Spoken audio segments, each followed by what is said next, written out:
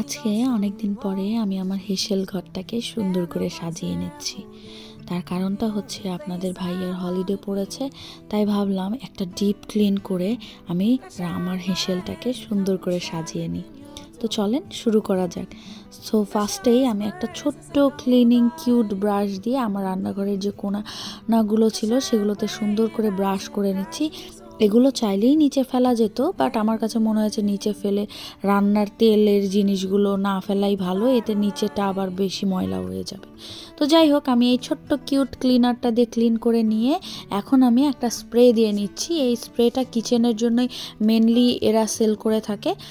So আমি এইটা দিয়ে সুন্দর করে আমার কিচেনের যে সারফেসগুলো থাকে, কাবার্ডগুলো থাকে, সেগুলো সবগুলোকে আমি ক্লিনিং করে নিচ্ছিলাম। ক্লিনিং করে নেওয়ার পরে ওই দূরে একটা সুন্দর জুট ছিকা বা হ্যাঙ্গিংয়ের মধ্যে আমি একটা সুন্দর প্লান্ট রেখে নিয়েছি এবং একদম কর্নারে একটা উডেন শেলফ রেখে নিয়েছি এবং শেলফটাতে আমি একটা পার্পল কালারের এবং ইয়েলোর কম্বিনেশনে একটা সুন্দর ফ্লাওয়ার বসিয়ে নিলাম।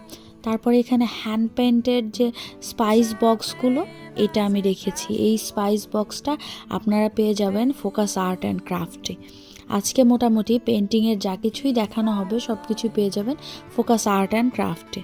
তো তারপরে আমি আমার স্পাইস যে চিলি ফ্লেক্সটা সেটা রেখে নিয়েছি, তার পাশে একটা ক্যান্ডেল এবং ঠিক তার পাশে আমার এই ক্লকটা, তার পাশে আমার কুকিং বুকের স্ট্যান্ড এবং কুকিং বুকটা রেখে নিলাম। তার পাশে এক ঝুড়ি ভর্তি ফল।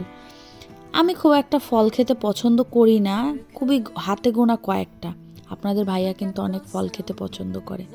তার পাশেই আমি একটা উডেন ট্রের উপরে সুন্দর করে আমি একটা নতুন পেইন্টেড অয়েল বোতল দিয়েছি এবং সাথে একটা ফ্লাওয়ার এবং আমার পিঙ্ক সল্ট, সাথে আমি রেখেছি ক্যান্ডেল এবং তার পাশে রাখছি আমার চপিং বোর্ডগুলো। আমি বিভিন্ন ধরনের চপিং বোর্ড ইউজ করতে পছন্দ করি, কারণ একঘেয়েমি এবং একটা চপিং বোর্ডের উপরেই যদি বারবার প্রেশার দেন না, তাহলে চপিং বোর্ডটা টিকে অনেক কম।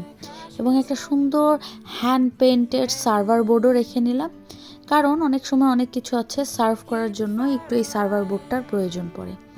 তার পাশে আমি রেখে নিলাম রাইস কুকার এবং চাল রাখার স্টোরেজটা। তার পাশেই রেখে নিয়েছে আমার অনিয়ন স্টোরেজ।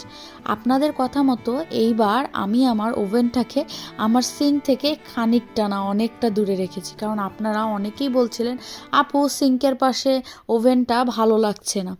এবার আপনারা বলবেন যে আপনাদের এইবার ওভেনটা রাখার জায়গাটা পছন্দ হয়েছে কিনা। যদিও সিঙ্কের পাশে রাখাতে পানির কোনো ধরনেরই প্রবলেম হতো না, তারপরে সবাই যেহেতু বলছিল ভাবলাম আমার ফলোয়ার্সদের উদ্দেশ্যে এতটুকু পরিবর্তন করা যেতেই পারে। তার উপরে একটা পিঙ্ক কালারের ফ্লাওয়ার দিয়ে নিলাম, তার পাশে একটা ক্যান্ডেল এবং তার পাশে আমার এই ছোট্ট রাগি রাগি দুইটা হাঁস।